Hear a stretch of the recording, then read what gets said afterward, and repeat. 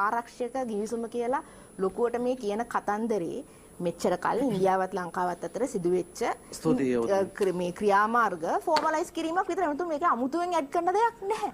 ඉතින් මේක බොහොම පැහැදිලිව නැවත නැවතත් මේ අපි එක්ස්ප්ලේන් කරද්දිත් අමුතු බිල් එකක් නවන්න දැකලා තියෙනවද මේ ඩිෆෙන්ස් ඇග්‍රීමන්ට් දැකලා තියෙනවද ඔබතුමිය? මොකද ඔබතුමිය කියනවා ඒකේ කිසිම දෙයක් අඩංගු නැහැ කියලා. ඒ කියන්නේ ඔබතුමියට ඒක දීලා තියෙනවා අපිට පාර්ලිමේන්තු මන්ත්‍රීවරයෙක්. ඔබතුමියට හම්බ වෙයි. ඔබතුමියට හම්බ වෙයි. දවස් 14යි යන තොරතුරු දැනගැනීම පළාතට තේ ඕන දෙයක් කරගන්න. අරගන්න ඉන්නවා. භාජන නියෝජිතයන් නියෝජනය කරනවද? හැබැයි ඔබතුමිය තමයි මොකද තියෙන්නේ?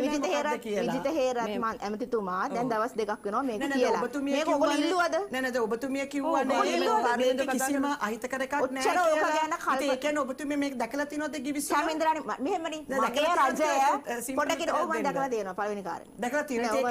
ඒක වැරදිනේ. ආණ්ඩුවේ මන්ත්‍රීවරයෙක් ඔබතුමිය සහ මම අපි දෙන්නම මහජන නියෝජිතයන් වශයෙන් මං ඉතින් අපි දෙන්නටම සමායිතියක් තියෙනවා මොකක්ද කියලා. මේක දැනගන්න අපි මෙතනකෝ මේක අපේ රජයෙන් දෙන එකක් නේ. හරිද? එතකොට අපේ රජයේ ඇමතිවරයෙක් ජනාධිපතිවරයෙක් අපිට දැනුම් දෙන කාරණා සම්බන්ධව අපිට විශ්වාසයක් තියෙනවා. හරිද? ඔබතුමීලන්ට විශ්වාසයක් නැත්තේ ඔබතුමීලට තමයි විශ්වාසයක්. අපි මට කතා කරන්න දෙන්නකෝ. හරි පොඩ්ඩක් ඉන්නකෝ මම උත්තරේ ක්ලියර් කරන්න දෙන්නකෝ. ඔබතුමියන්ට විශ්වාසයක් නැහැ. ඒක පිළිගත හැකිනේ. දැන් විජිත හේරත් ඇමතුමා කියලා තියෙනවා දවස් දෙකකට ඉස්සෙල්ලා තමයි කිව්වේ තොරතුරු දැනගැනීමේ පනත යටතේ මේක ඉල්ලන්නේ කියලා. ඔයගොල්ලෝ ඉල්ලුවද?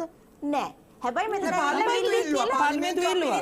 ඔයගොල්ලෝ තොරතුරු දැනගැනීමේ පනත යටතේ ඉල්ලුවද මේ? නේ තොරතුරුනේ පාර්ලිමේන්තු ඉල්ලුවා. තොරතුරු ගැන අවශ්‍යතාවය තොරතුරු දැනගැනීමේ අවශ්‍යතාවය පාර්ලිමේන්තුවට ටේබල් කරන්න පුළුවන්. දැන් ඇත්තට මං කලින් පාර්ලිමේන්තුවට ටේබල් කරන්න එතනනේ. පාර්ලිමේන්තුවට ටේබල් කරන්න අපි කියනවා මෙතන මේ ගිවිසුමේ මොකක් හරි රහස්‍යභාවයක් ඇති ලංකාවේ ස්වෛරීත්වයක තියෙනවා. මොකද නැත්නම් ආරක්ෂාව සම්බන්ධයෙන් මමයි දෙන්නම මහජන නියෝජිතයන්. ඉතින් අපි දෙන්නටම අයිතියක් තියෙනවා. අපි හරි දැන් මට ප්‍රශ්නයක් සමාන අයිතියක් තියෙනවා. ඔබතුමිය දැකලා තියෙනවා මම දැකලා නැහැ. ඒක වැරදිනේ. මම තව දෙයක් කියන්නේ ජනතා විමුක්ති පෙරමුණ බලයට එන්නේ යම්කිසි ප්‍රතිපත්ති ගැන කතා කරලා සාධනීය වූ ප්‍රතිපත්ති පාරදෘශ්‍යභාවය විවිධ වූ මේ සෑම දෙයක්ම කතා කරලා ඉතින්ම කියලා රටේ ස්වෛරීභාවය සහ ජනතාව පාවා දීමක්ද මේගොල්ලන් කරලා තියෙන කියලා විපක්ෂයක් හැටියට අපිට ඔයාලා බලන්නකෝ තොරතුරු දැනගැනීමේ පනත යටතේ තොරතුරු දැනගැනීම කරන්නේ පාර්ලිමේන්තුවේ